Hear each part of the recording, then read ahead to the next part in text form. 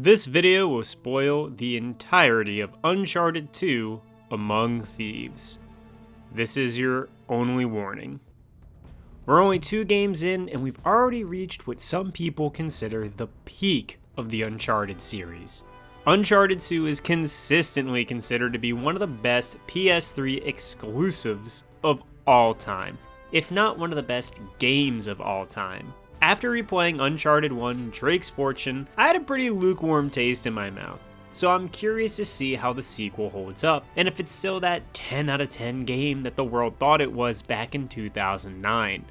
With that, the intro is out of the way, and we're just going to dive right into Uncharted 2 Among Thieves.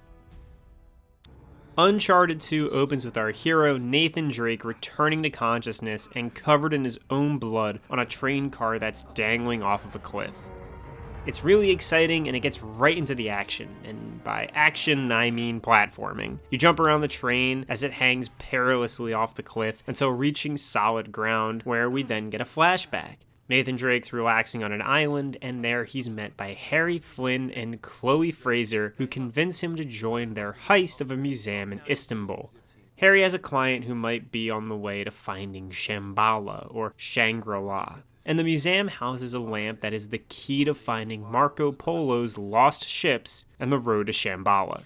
Nate agrees to team up with the two and go on the heist. And we also get to see that Nathan Drake and Chloe are romantically involved. And that's great, because I love Chloe. Easily my favorite Uncharted character, but I'll talk more about her later. But now, we get the heist mission, which is the intro to stealth combat and also gunplay, where Nate uses a tranquilizer gun. It is weird to see Nathan Drake being so upset about killing people, since he already killed a couple hundred in the last game. Regardless, this level is actually fun. The back and forth between Flynn and Drake is entertaining, and sneaking around through the different courtyards and rooftops is good. There have been stealth-like sections before in Uncharted 1, and there will be again in later games, but this is the only real area where stealth is a major focus. The gunplay has never been great in the Uncharted games, and so having the gameplay be about avoiding gunfights is a smart choice, at least in my opinion.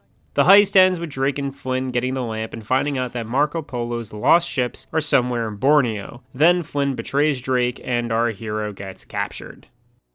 A few months pass and Drake is busted out of jail by Sully and Chloe, who explains that she didn't know that Flynn betrayed him. The three saddle up and head to Borneo, where Flynn's employer, Lazarevich, has set up an encampment and excavation site to find the missing ships, which will lead him to Shambhala and then to the Chentamani Stone. We get a level where Nate and Sully go through the Borneo jungle, fighting some of Lazarevich's men and activating a few explosives. Lazarevich gets introduced from a distance, and you see him kill one of his own men for stealing from him. And it's an alright introduction. After a shootout, Drake, Sully, and Chloe meet up and find the remains of Marco Polo's lost crew, along with an ancient dagger that's called the Passport to Shambhala. Unfortunately, Flynn catches them, and while Chloe is able to buy Drake and Sully time, Flynn and Lazarevich now know that the road to Shambhala can be found in a temple in Nepal. While the gunplay in Uncharted 2 is basically a copy and paste from Uncharted 1, it does add a few new things that we see in the upcoming level. 1. New guns. The FAL, or the FAL. This one's cool because it has a scope and a different rate of fire, which is great because the other assault rifles feel like the same gun. Riot shields show up and they add a whole new layer of difficulty to encounters. And then there are RPGs, which are a pain to fight against but real fun to use. We also get armored enemies, which if you shoot their helmets off, you can then headshot them. Otherwise, they're these massive, intimidating bullet sponges. So more things have been added to make the combat better. It's nothing special, but it is an improvement. Also here in Nepal, we get to see new locations. A problem I had with Uncharted 1 was that a lot of the areas looked the same. They were all ruins and jungle, and all the areas that you fought in felt really samey. The environments of 2, though, they end up being pretty distinguished and different from one another. And the shootout areas also get a lot more varied than just empty rooms with waist-high cover. Sure, there still is waist-high cover, but a lot of the areas you fight enemies in now are open and have more stuff to interact with. And with all the combat aside, the things that really start being shown off here are the set pieces, and the character writing, and the platforming. Nate meets up with Chloe and the two head for the largest building in the city, a hotel. And when they eventually get to the hotel, scaling the building is fun. Our two heroes joke back and forth with each other, and they have really good chemistry. Just like in Uncharted 1, it's fun being around Nathan Drake, and here it's fun being around Chloe. And there is a real sense of scale in this section where you're dangling around the outside of the hotel and you can really feel how big the dang thing is. After a little game of Marco Polo, the two find the temple they're looking for and begin heading that way, though not after the first boss fight of the game. That's right, call Nathan Drake Solid Snake because we got a boss fight with a helicopter on a rooftop. After dealing with a few more of Lazarevich's men, Chloe and Drake round a corner and run into Elena Fisher and her cameraman Jeff. Elena Fisher was a main character from the last game, and now my first Uncharted game was Uncharted 2. So I was very confused about who she was. And I already liked Chloe, so I wasn't stoked on how quickly my girl gets friend-zoned. What I like about Chloe is that she's very much a treasure hunter like Drake. She feels like part of the crew. Cocky, fun, and she's always looking after Nate. Her quips feel very much in line with Drake's, and seeing the signs that she was going to get replaced by a much less fun character kind of bummed me out. Bums her out too. Anyway, Elena is fine, but we already spent the first quarter of the game with Chloe, and I don't know. I just like Chloe, man. Alrighty, so our team meets up with now investigative journalist Elena Fisher, who is tailing a violent war criminal, who is none other than Lazarevich. Nate insists on bringing Elena and cameraman Jeff with them to the temple, and here we get one of my favorite levels in the game. While Uncharted 2 is split between shootout sections and platforming sections, these platforming puzzle sections are so much better than what they were in the first game. Like, the shrine looks beautiful, it's full of detail and color, and when you get to the giant dagger room, it's huge. And that sense of size and scale, it's definitely felt. While the actual platforming itself isn't technically demanding or really that fun on its own, the spectacle of it all elevates the platforming into being much more than what it is on paper. Moving on, Chloe and Drake find a silent cartographer that tells them where in the Tibetan mountains the entrance to Shambhala is, and right as they do, Lazarevich's men storm the temple. Jeff is shot and Drake has to carry him as they all flee from the army chasing them, and this section sucks.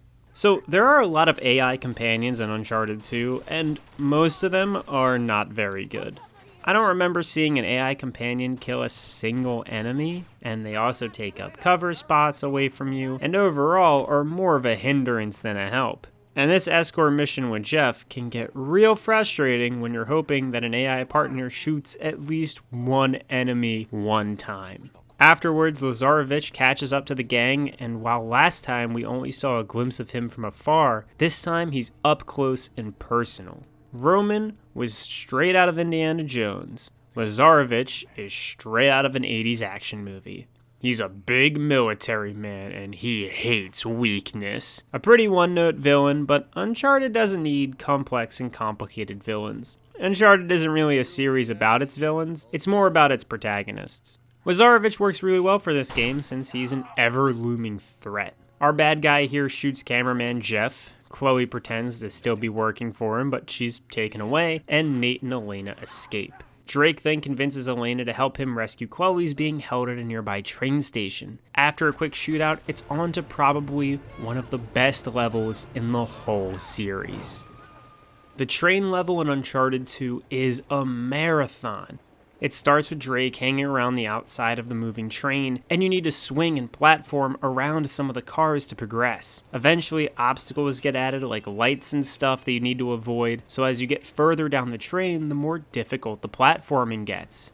Alongside the platforming, the enemy encounters get harder as you make your way down too. There are plenty of stealth sections, but also plenty of shooting ones. And the helicopter makes a return. And running through the cars, shooting dudes, and dodging helicopter fire is really suspenseful. For round 2 against the Hind D, you get a turret that changes up the fight. And after that, Drake runs into Chloe, who tells him to stop being the hero. And then a skirmish between Flynn and Drake happens, and then the train explodes. The level overall is really good. There are tons of fun moments, and it's completely unique to any other level in the first or second game. And while it is technically long, I don't feel like it overstays its welcome, since the difficulty of the train ramps up at a good pace, which keeps the level feeling exciting and fresh. Now, I want to say that the opening to Uncharted 2 might be the best flashback or flash forward or whatever opening to anything ever, because the game does such a great job of carrying the momentum of the story from the heist with Harry all the way up to when Nate blows up the train that I completely forgot that we were in a flashback. Even when replaying the game and knowing that I'll get to that part again halfway through, I still get caught up in the train level and everything else that's going on that I forget we're in a flashback. But now we're returning to the start of the game. This time around though, a lot of the intro bits are skipped, and we end with Nathan Drake collapsing in the snow, bleeding out. Nate is picked up and rescued by a Tibetan group of people who are residing in a village in the mountains. Their village elder is an old German man named Karl Schaefer. Nate meets Schaefer as well as running into Elena, who has caught up to him. Drake has some sort of mid-journey crisis where he says he doesn't want to be the hero anymore, and he doesn't care about finding Shambhala. Schaefer tells him to go and investigate his old German expedition in the mountains, and maybe that'll change his mind. So Drake, along with village badass Tenzin, go deep into the icy caves of the snow-covered mountains to find the remains of Schaefer's expedition. This is another section without any combat. It's just Tenzin and Drake hopping around caves, and it's pretty solid. Here we also get the introduction to this game's monsters. It's a 2v1 fight against this big Yeti guy, and the two of them barely fend it off. Afterwards, they find the entrance to a giant ice temple. And this temple rules. The platforming here is really good. You can see that the environments of Uncharted 2 have really switched up as well as its set pieces. This temple is wholly unique to the franchise so far. An ice temple full of gears and poles and circle tube thingies. There they find the remains of Schaefer's crew, who'd all been shot in the head. Also, they were Nazis doing the classic Nazi thing where they were looking for powerful mystical artifacts that could change the tide of battle. Anyway, the Nazis had all been killed by Schaefer because they had been corrupted by the Chintamani stone. Now a gang of Yetis show up to face the explorers, and these things are not the same monsters from the last game. The Yetis are big-time bullet sponges and are incredibly aggressive. Personally, a middle ground between these enemies and the ones from Drake's Fortune would have been more to my liking, since the Yetis stop being scary and start being frustrating with how persistent they are and with how many bullets they can eat up. Tenzin and Drake escape the temple, however, and they find out Tenzin's village is under siege by Lazarevich and his army. The next level has Drake and Tenzin shoot their way through the village while going after Lazarevich, who's kidnapped Schaefer. Schaefer supposedly knows where the entrance to Shambhala is, and he has the golden passport dagger. This level has a lot of different rooms and elevations, so the shootouts are fun enough. The real iconic thing here is our next boss fight. Instead of fighting a helicopter, we're fighting a tank. That's right, folks, we got Vulcan Raven to deal with. After the tank is destroyed, Elena and Drake go after Lazarevich's convoy, which is a big improvement over the vehicle sections from Uncharted 1. Here Drake is jumping from car to car, shooting and punching bad guys, and then getting his hands on an infinite ammo grenade launcher to blow up the trucks and bikes chasing him. After that much better convoy sequence is over, they now gotta sneak in and find their way into the entrance site. This area has some bridges to shoot enemies over, platforming, sniper towers, lots of cool stuff. Honestly, while I can't really remember the name of this place, it is what I think about when I think about Uncharted 2. It's got a lot of fun things going for it. There's a ton of shooting in this section of the game, but all the areas are fairly diverse in their setups. Different elevations, different tasks you gotta do, like getting to a turret, or shooting out snipers or RPG men, climbing towers. With so much to do in the environments during those combat sections, it really elevates the combat from being just fine to being pretty fun. Drake and Elena fight their way to Schaefer, who unfortunately dies right after they get to him. The two then split up to find the entrance to Shambhala. Drake runs into Chloe, They're both still on good terms, even if it's a little begrudgingly at the moment. And she goes and stalls Flynn while Drake figures out where the entrance is located. Nate and Elena then meet up and open the way to Shambhala while Lazarevich's army is distracted by the monsters. After getting to the doormat of Shambhala, Lazarevich finally catches the two. And this is a really good cutscene because it shows Lazarevich trying to be cute. He's finally caught Chloe betraying him. I like the dialogue here. It's the first time Nathan Drake and Lazarevich really confront each other. And while Lazarevich holds all the physical cards, he outmuscles Drake, he has all three members of the crew captured, he's at the gates of Shambhala. But while he knows that he has all these cards, he also knows that without Nathan Drake, he will never get in. So he sends Drake and Flynn ahead to open the way to Shambhala, and I like Harry Flynn. He's pretty good in his heist scene, and he's not that bad in the cutscenes, but here the two banter back and forth and are huge asshats to one another. It's pretty great. After they get to the end of the cave, they now have to fight a horde of monsters one last time. And these Yetis just have way too much health. They're not very fun, they're just big, fast, furry, and full of HP. Harry and Nate hold out long enough for Lazarevich to show up and just like one tap some of these Yetis. It's like, yeah, dude, that's impressive. But like, actually, I kind of did all the damage before you showed up. Whatever. It turns out that we're in Scooby-Doo land and the Yeti monsters were just the inhabitants of Shambhala dressed up in costumes, attempting to scare off treasure hunters. The gates of Shambhala are finally opened, and right before Drake and friends are executed by Lazarevich, the native Shambhalans attack, and then Nate, Elena, and Chloe escape in the chaos. Now, Shambhala isn't that long of a level. There is some stuff here, a little platforming, and there's this blue flammable resin that when you shoot it, it explodes. And there's also some combat. Fights against Shambhalans and fights against Lazarevich's men. The fights against the Shambhalans aren't that bad once you have guns that aren't pistols. Honestly, the worst shootout is against this chain gunner, but eventually the trio gets to this big temple where they find out that the Chintamani stone isn't an actual stone, but the resin. So this entire time, Schaefer and Lazarevich have been spouting things that the Chintamani stone has a type of supernatural power that world leaders have used like shards of over the centuries. And I wasn't really clear on how the Chintamani stone worked, like how it powered people up. But basically, it's eating the resin turns your teeth black, and then also hulks you out and makes you bullet resistant, or whatever. Anyway, Flynn is waiting for them at the temple, and he's been shot by Lazarevich. After a little snark, he blows himself up, and the explosion severely wounds Elena. We get another escort mission, but this time, AI Chloe is carrying Elena while you shoot off enemies. Once they reach the exit to Shambhala, Drake leaves an unconscious Elena in the hands of Chloe while he sets off to kill Lazarevich. The boss fight against Lazarevich is a pretty good one in my opinion. You can't win a head-on fight against him, so you run around the boss room blowing up resin on him. After the last bits of resin are exploded, the fight ends with Nathan Drake standing victorious. Tangent warning. I'm gonna go on a bit of a rant here, but bear with me. Here is this whole hero conversation that then happens between Nathan Drake and Lazarevich. And even worse, at the end of the game, Lazarevich gives a little, "We're not so different, you and I," speech.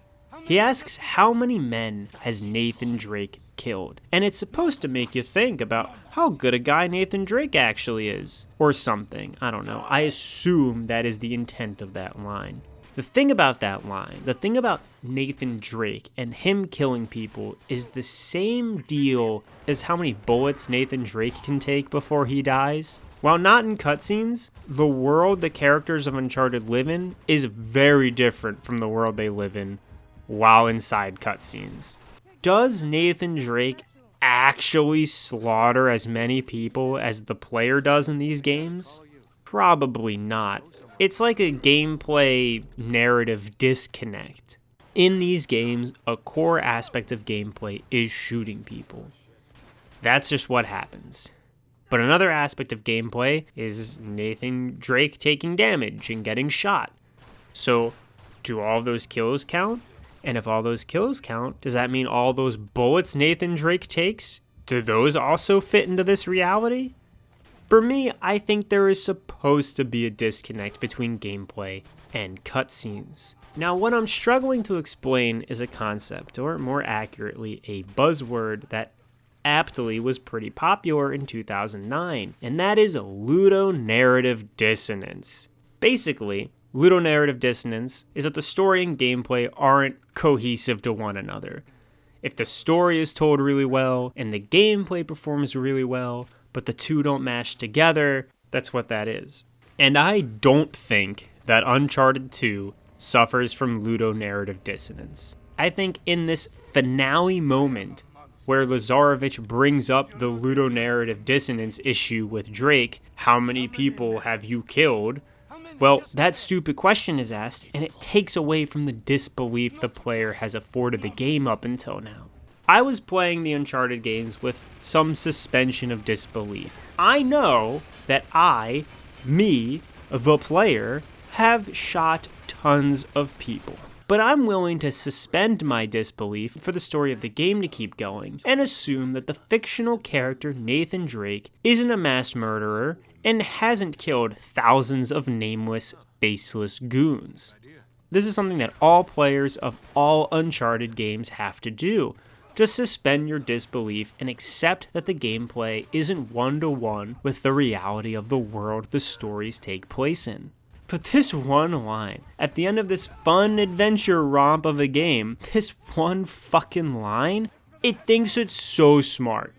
But in reality, making Lazarevich ask that question makes the player ask that question. And then they gotta question if they really were supposed to suspend their disbelief. And if narrative Nathan Drake really is a homicidal maniac who's killed thousands of people. I don't think he is. I don't think he has.